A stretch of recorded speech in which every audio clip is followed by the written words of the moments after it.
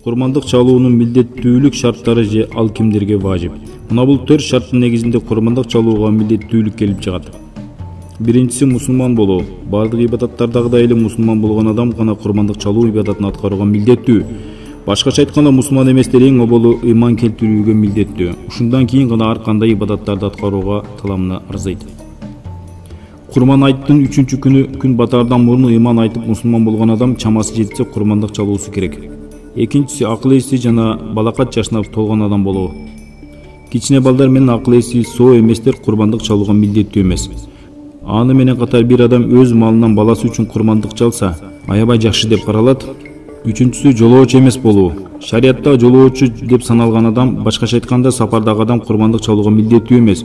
Бирок жолоочу саналган адам өз алдынча же көпчүлүк менен бирге курмандык чалса да тоскоолдук жок.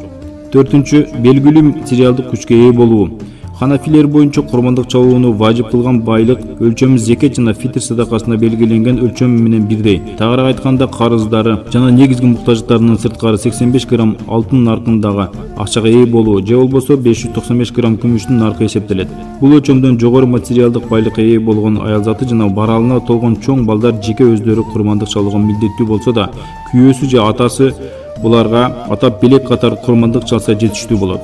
Башка мазгаптарда курмандык чалуу сүннөт болгондуктан курмандык чалууга милдеттүүлүк үчүн кандайдыр байлык өлчөмү шарт кылынган эмес. Курмандыктын башка учурда союлган малдан айырмалануусу жана ибадат катары эсептелиши анын курмандык ниети менен мууздалуусуна байланыштуу.